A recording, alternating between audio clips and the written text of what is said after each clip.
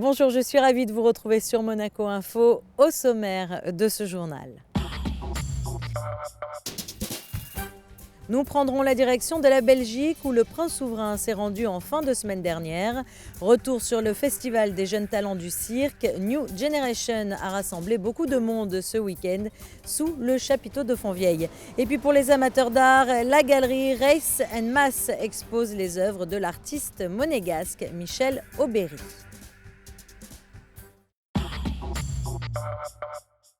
Et pour débuter ce journal, direction à présent la Belgique où s'est rendu dernièrement le prince souverain. Un déplacement qui l'a conduit à Louvain-la-Neuve et à Namur. Le récit de Patricia Navarro. C'est un déplacement placé sous le signe du développement durable qu'a effectué le prince Albert II en Belgique. Au premier jour de cette visite, le prince souverain a tout d'abord assisté à une conférence consacrée aux océans, au climat et à l'alimentation à l'Université catholique de Louvain. Son intervention était consacrée aux menaces qui pèsent sur la vie des océans et sur la façon de les surmonter. Le lendemain, c'est à Namur que le prince Albert II a pris part au premier congrès interdisciplinaire du développement durable en présence du prince Philippe de Belgique.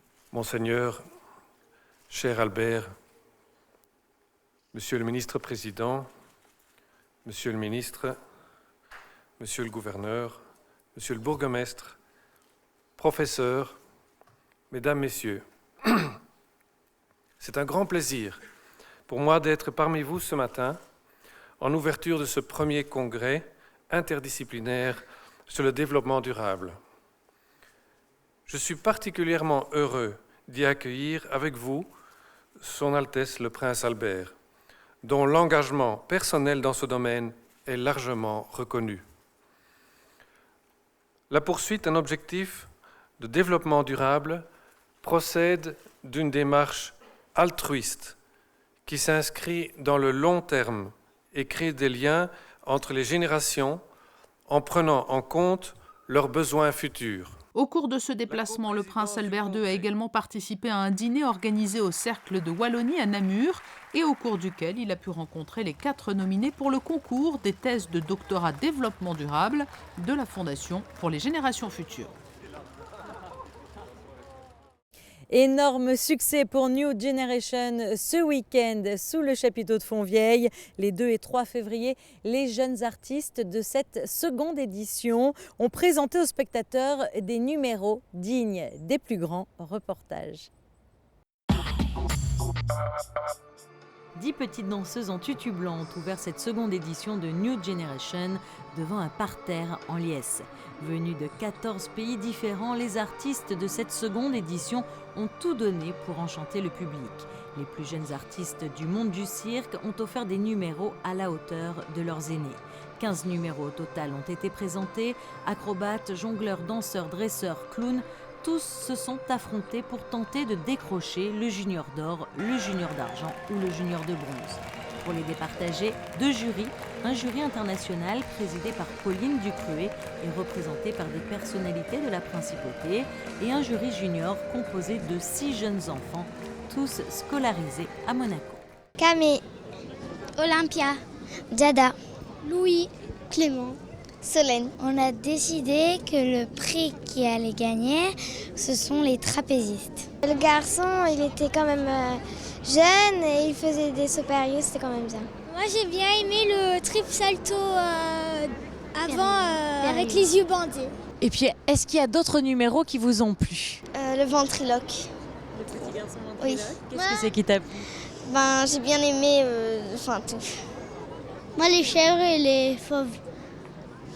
Moi j'ai bien aimé les jongleurs. Les clowns. Les clowns. Moi aussi. Vous avez tout aimé? Oui.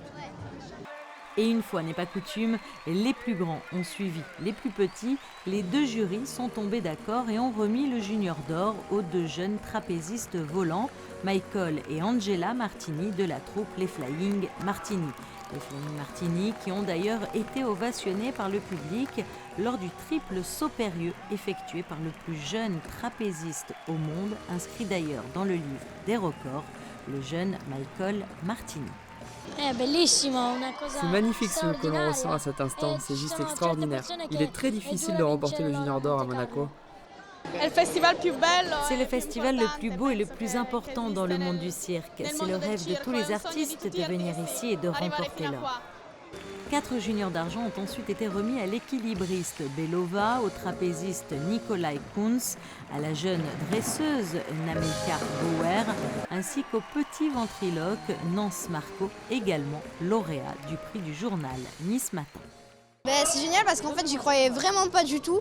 J'étais venue pour m'amuser et je repars avec une récompense et c'est que du bonheur. Enfin, les juniors de bronze sont allés à la troupe acrobatique de Hebei, au duo Yalta, les jongleurs de Kazan, l'académie de danse Viviani avec la jeune Cassandre.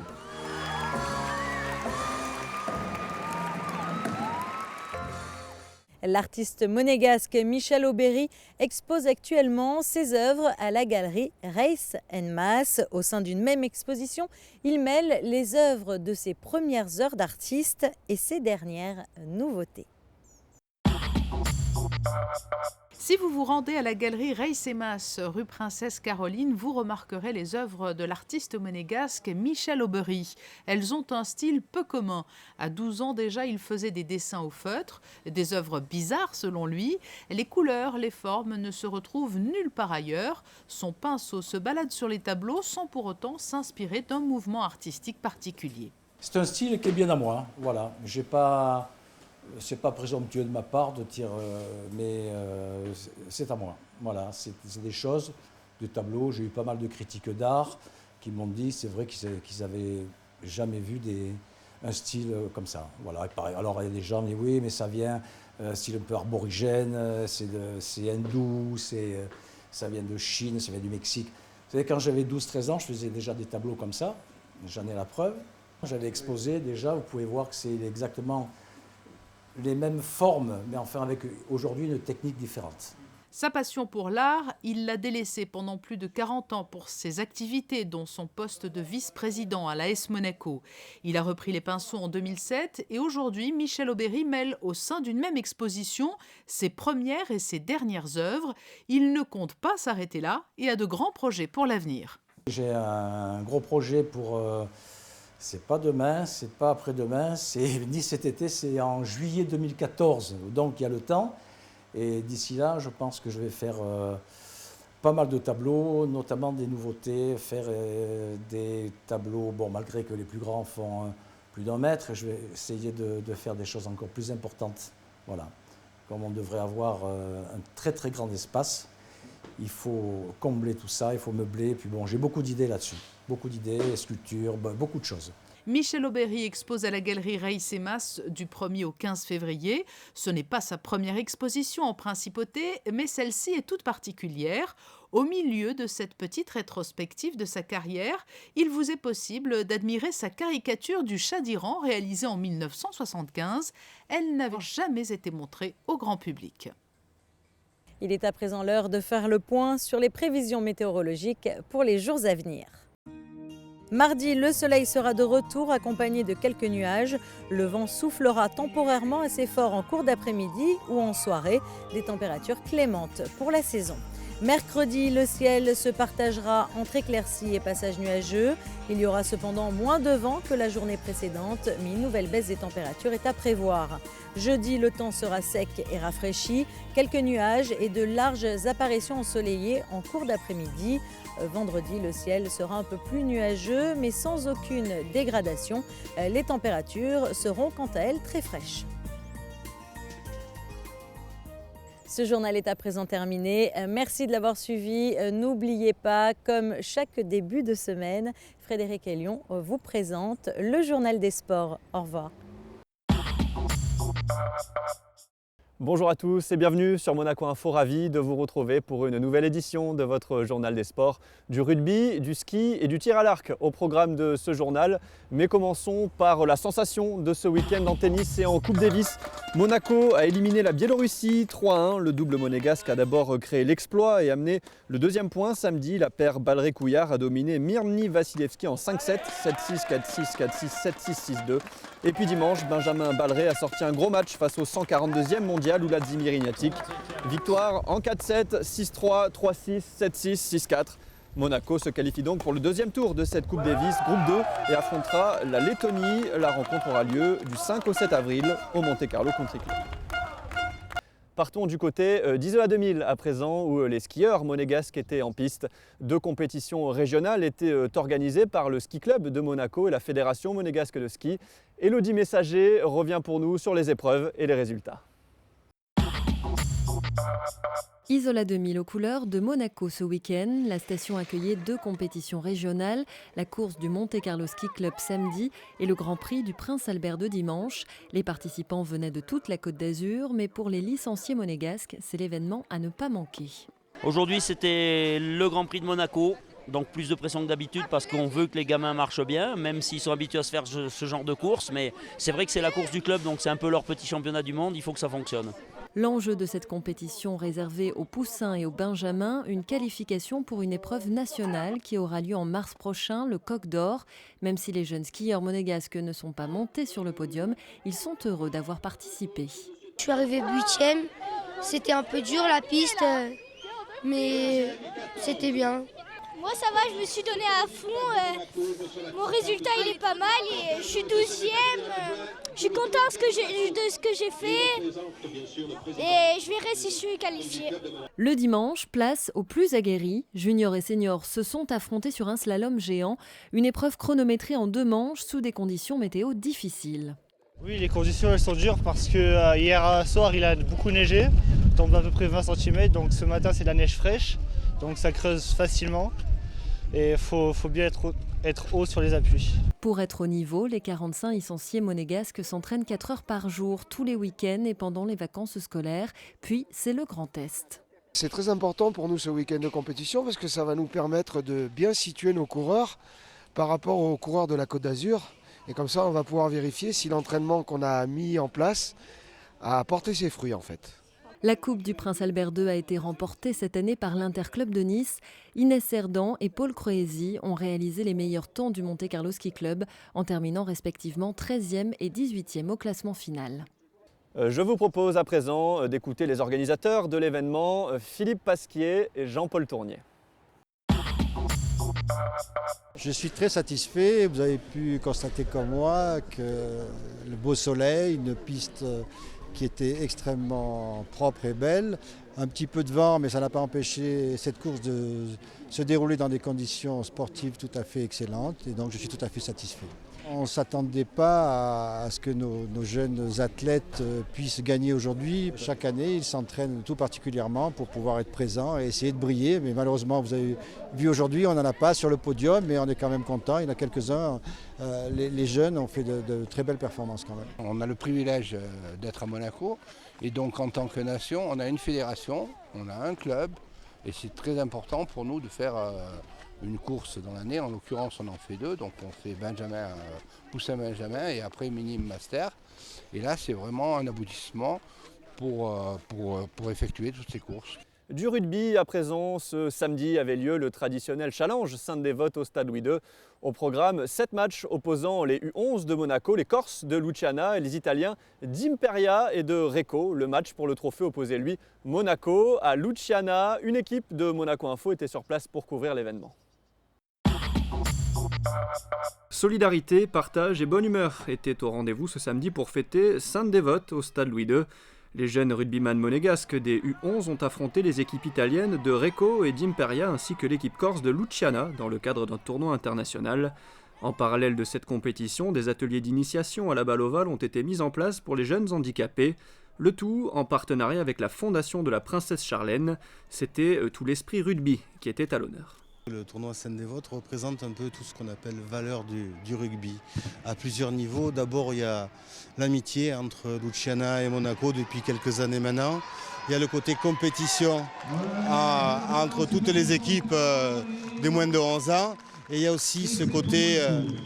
Le rugby, c'est donner. On apprend à donner, on fait un don de soi quand on joue, on donne le ballon et on veut donner chaque année à des gens qui ne sont pas censés pouvoir faire du sport comme il faut, des enfants qui ont des handicaps, donner un peu le plaisir de la balle ovale. Cette 3e édition du Challenge Sainte-Dévote a été parrainée par Eric Melville, un ancien 3e ligne centre de l'équipe de France. Il a accompagné les jeunes sportifs tout au long de l'après-midi et a remis en fin de journée un trophée aux personnes handicapées initiées au rugby. C'est toujours avec un grand sourire qu'il a transmis son expérience professionnelle aux petits champions du Challenge. C'est toujours un plaisir de venir sur Monaco, donc de voir des gamins qui prennent de plaisir, de voir des équipes d'autres pays. Donc c'est un grand plaisir. Je suis venu, je crois que c'était en 87 déjà, pour un tournoi de 7. Donc c'est toujours un grand plaisir d'être là et je crois que de voir le beau temps avec les enfants qui prennent le plaisir, qu'est-ce qu'on peut demander de plus? C'est toujours bien de revenir sur les racines de rugby et de voir les petits qui s'amusent, qui ont de très bons gestes. Donc c'est impressionnant, même à 9 ans, 10 ans, qu'ils arrivent à débrouiller si bien. Je pense qu'ils sont bien meilleurs que ce qu'on était nous à notre époque. Le moment fort du challenge était le match pour le trophée Sainte-Dévote entre Monaco et Luciana. Vainqueurs l'année dernière, les Corses ont remis leur titre en jeu et cette année le trophée restera en principauté grâce à une victoire monégasque 4-2.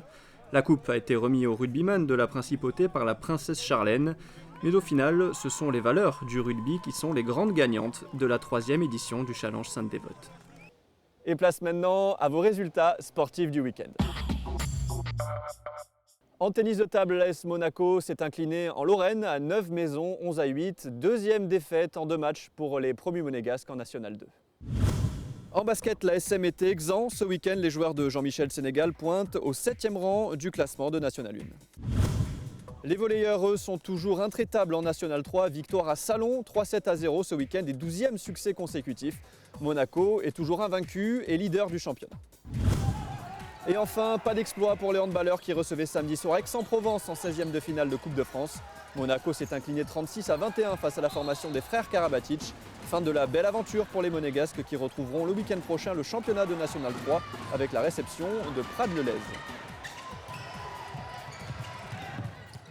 Nous avons pris l'habitude de vous faire découvrir tous les sports pratiqués en principauté et coup de projecteur cette semaine sur le tir à l'arc, une discipline implantée depuis bien longtemps en principauté. Voyez ce reportage. Cela fait 56 ans que le tir à l'arc a trouvé sa place dans le paysage sportif monégasque. La première compagnie de tir à l'arc de Monaco a été créée en 1957 et est composée d'une quinzaine de membres adultes et d'une dizaine d'enfants. Le tir à l'arc, une discipline calme où la concentration et la connaissance de soi est primordiale. Un sport que l'on peut pratiquer en salle ou en extérieur avec 2 types d'arcs, l'arc classique ou l'arc à poulie, dont les branches sont plus raides, ce qui génère plus de puissance. Les archers de la compagnie s'entraînent 3 fois par semaine et les compétitions s'étalent sur quasiment toute l'année. Vous avez les compétitions qui sont indoor, c'est-à-dire elles vont du mois de septembre au mois de février. Ce sont des tirs à 18 mètres. Vous avez 120 secondes pour tirer 3 flèches. Et ensuite, vous avez des compétitions qui sont en extérieur, à partir des beaux jours, du mois d'avril jusqu'à fin juillet à peu près. Et à ce moment-là, c'est un petit peu plus complexe parce qu'on peut tirer à 30 mètres, à 50 mètres, à 70 mètres. Et à ce moment-là, on tire 6 flèches. Et on a 240 secondes pour tirer toutes les flèches. Vous additionnez vos points, vous tirez 3 flèches pour une série de 10 et ensuite on fait une pause d'1/4 d'heure puis on retire à nouveau 3 flèches, une série de 10. Le score total est sur 600 points. Les archers tirent sur des cibles appelées trispots, zonées de 6 à 10, une flèche au centre dans le jaune valant 10 points. Parmi les archers de la première compagnie de Monaco, certains sont champions départementaux ou de ligue en catégorie classique ou à poulie. Kelly Quinnell est 5e au classement national. Cette athlète touche-à-tout, passée par le triathlon et la gymnastique, est aujourd'hui l'une des meilleures de sa discipline grâce au travail et des stages à l'étranger. Elle nous décortique sa séquence de tir. Quand je monte pour arriver, déjà je vois mon flash dans la cible. Mon flash est plus dans mon arc. Alors le geste après, quand tu es stable et tu arrives, le relâche, c'est juste une petite seconde avant le flash va arriver dans la cible. Mais tu sais déjà qu'est-ce que va arriver avec cette flèche avant c'est lancé. Et après, quand le flash arrive dans la cible, tu ne descends pas tout de suite. Tu dois absorber que le flash est parti et après de descendre. Prochains objectifs pour Kelly, les championnats de ligue et les championnats de France, où elle s'étalonnera face à des filles qui ont participé aux Jeux Olympiques et aux championnats du monde. La compagnie de tir à l'arc de Monaco organise la 12e coupe de son Altesse Sérénissime, le Prince Albert II, une compétition qui se déroulera le 24 février au Stade Louis II. Et un mot de voile à présent, fin du premier week-end de la 29e Primo Cup dimanche. Retrouvez tous les résultats sur le site primo-cup.org. L'épreuve se poursuit le week-end prochain, du 8 au 10 février.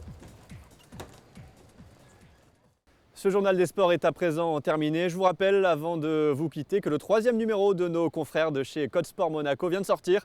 À très bientôt sur Monaco Info.